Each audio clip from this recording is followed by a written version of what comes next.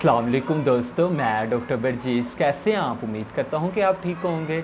दोस्तों, आज मैं आपको अपने चैनल में खुशामदीद करता हूं। दोस्तों, आज मैं आपको बताऊंगा कि औरतों के यूट्रस में मतलब बच्चेदानी में ट्यूमर क्यों बनती है और किस वजह से बनती है, और इसमें औरतों की कौन कौन सी सिम्टम्स अलामात आती हैं। हाँ, और इसमें आपने होम्योपैथिक मेडिसिन कौन सी यूज़ करनी है और किस पोटेंसी में यूज़ करनी है, इसके बारे में बताऊँगा।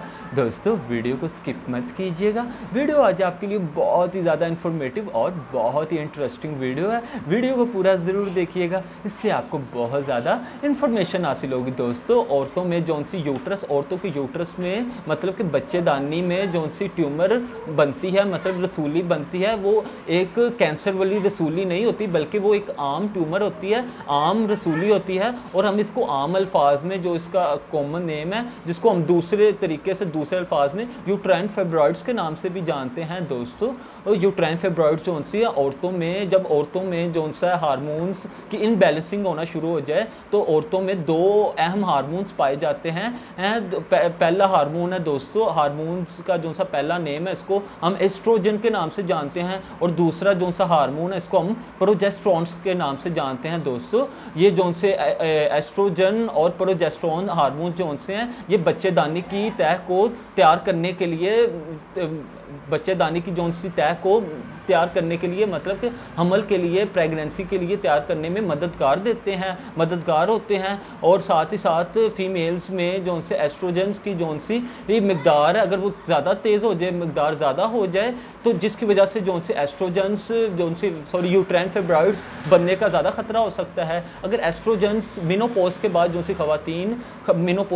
सी खवातीन में जो से एस्ट्रोजन और प्रोजेस्टेरोन्स की मिकदार, अगर उसकी जो सी सतह है वो कम हो जाती है, तो जो से यूट्राइन फाइब्रॉइड्स हैं वो सुकड़ जाते हैं, कम हो जाते हैं। और ये ज़्यादातर जो सी औरतें किस में होते हैं, ये जो सी दोस्तों, ये जो सी यूट्राइन फाइब्रॉइड्स जो सी हैं ज़्यादातर हेल्दी औरतों में होती है, मतलब कि जो सी मोटी औरतें होती हैं उसमें जो सी चर्बी ज़्यादा होती है, जिसकी वजह से जो सी एस्ट्रोजन्स की जो सी मिकदार ज़्यादा तेज़ हो जाती है, जिसकी वजह से जो से वो जो सी यूट्राइन फाइब्रॉइड्स उसका जो सा खतरा बढ़ सकता है।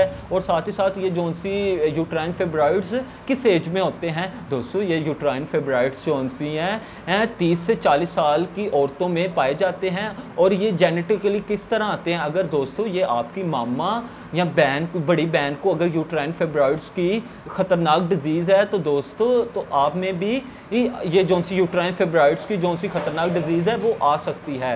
दोस्तों, अब मैं आपको ये बताऊंगा कि यूट्राइन फाइब्रॉइड्स में जो सी औरतों में कौन कौन सी सिम्टम्स आती हैं और कौन कौन से अलामात आती हैं। दोस्तों, यूट्राइन फाइब्रॉइड्स में जो सी औरतों की जो सी अलामात है, उसको मेंसेस बहुत ज़्यादा आते हैं, मेंसेस लॉन्ग लास्टिंग रहते हैं, मतलब कि औरतों को जब मेंसेस आना शुरू हुए हैं 1 तारीख से 6 तारीख तक या 7 तारीख तक ये नॉर्मल मेंसेस रहते हैं। अगर इससे ज़्यादा बढ़ते जाते हैं, रुकते नहीं हैं, तो वो लॉन्ग लास्टिंग मेंसेस हो जाते हैं। और साथ ही साथ औरतों में जो सी है पेट में भारीपन होना शुरू हो जाता है, और साथ ही साथ पेट में बहुत ज़्यादा दर्द होती है, इतनी दर्द होती है कि नाकाबिले बर्दाश्त होती है। और साथ ही साथ औरतों को जब यूट्राइन फाइब्रॉइड्स की वजह से जो सी यूरिन, मतलब कि यूरिन बहुत ज़्यादा आता है, हर 10 मिनट बाद आ रहा होता है, हर आधे घंटे बाद आ रहा होता है, और यूरिन जो सा रुक नहीं रहा होता। और साथ ही साथ औरतों की जो सी बैक है, कमर है, उसमें बहुत ज़्यादा दर्द हो रही होती है, सीवियर दर्द हो रही होती है, इतनी दर्द हो रही होती है कि नाकाबिले बर्दाश्त होती है। और साथ ही साथ औरतों की जो सी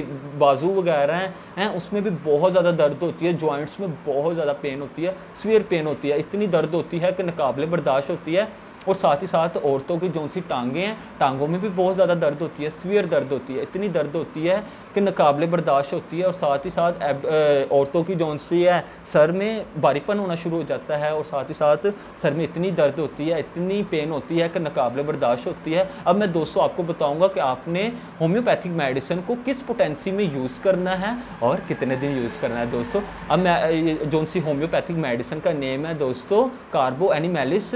दोस्तों, आपने होम्योपैथिक मेडिसिन कार्बो एनिमेलिस को 30 पोटेंसी में सुबह शाम खाली पेट 2-2 कतरे डायरेक्ट टंग 4 से 5 दिन लाजमी इस्तेमाल करने हैं। ये मेडिसिन आपने 4 से 5 दिन लाजमी इस्तेमाल करनी है। अगर आपको इससे आराम लगे तो आपने इसको आगे भी कंटिन्यू करना है। दोस्तों, अगर आपको मेरी वीडियो अच्छी लगी हो तो ज़रूर लाइक कीजिएगा। अगर आपने मेरे चैनल को सब्सक्राइब नहीं किया तो मेरे चैनल को ज़रूर सब्सक्राइब कीजिएगा।